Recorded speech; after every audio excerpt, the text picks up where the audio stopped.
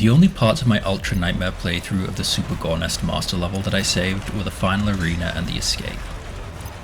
In the first wave of this arena, the Arachnotrons aren't very threatening if you can get rid of their turrets, so my first order of business was to circle strafe around the arena, pick off their turrets, and then clean them up afterwards.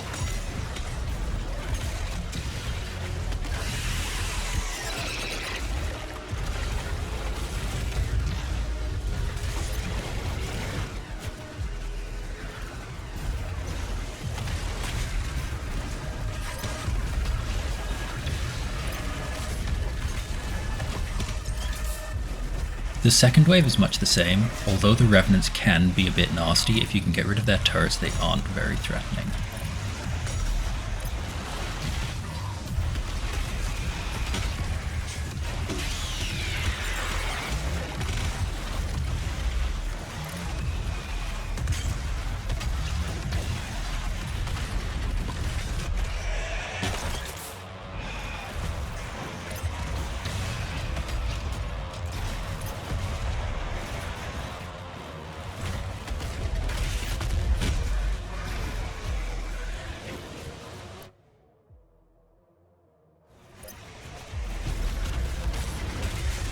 For some reason I needed to pause twice in quick succession.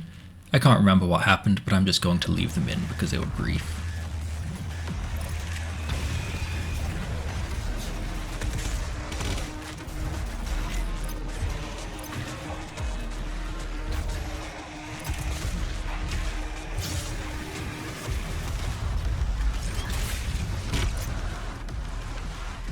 On a blind playthrough, this wave is horrific.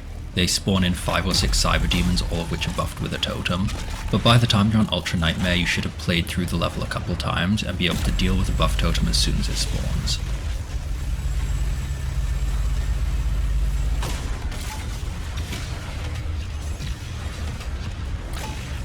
They aren't trash in the same way as imps or soldiers, but using the chainsaw on carcasses is sometimes worthwhile.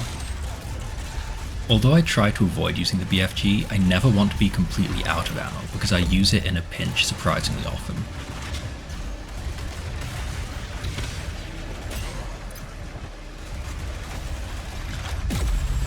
Because I was circling the central platform anyway, it only made sense to grab the second BFG ammo pickup. This bit was really frustrating. As soon as I had a clean line on the cyber demons, all of the carcasses threw up their shields, ruining my shot. Fortunately, the cyber demons all grouped up for me here, but I wasn't able to capitalize on the opportunity, so I had to run away before they unfroze. I considered using the BFG here just to clear the arena of all the carcasses, but I decided against it because I was still doing well and the cyber demons, while grouped up, weren't really posing much of a threat.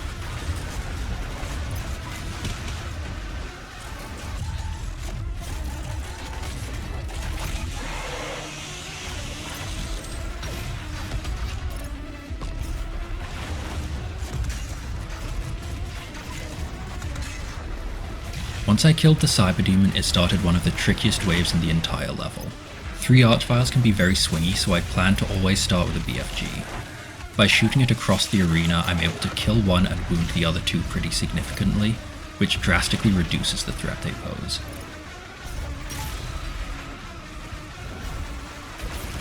And I use the BFG again to finish this wave because it's the most convenient way to do it.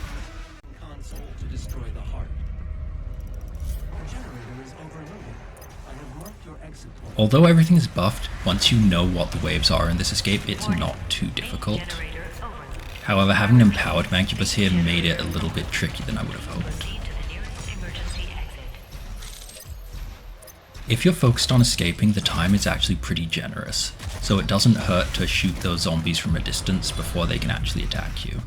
I prepared the Crucible for the Cyber Demon and then backed away, hoping to bait the Marauder to jump to the second platform. When it didn't, I decided to just run past instead. Because you don't actually need to kill these enemies, using the meat hook on the Doom Hunter allows you to skip a tricky platforming section. This facility will self-destruct shortly. Please save your work and walk calmly to the nearest exit.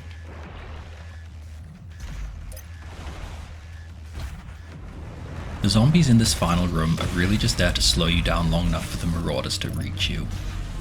I was hoping they'd back away with my shield up, which would give me time to escape, but they actually nearly dropped me, triggering my second chance rune. Fortunately, the invincibility from second chance lasted until I escaped, and even if it hadn't, it lasted long enough for my shield to recharge if I'd needed it.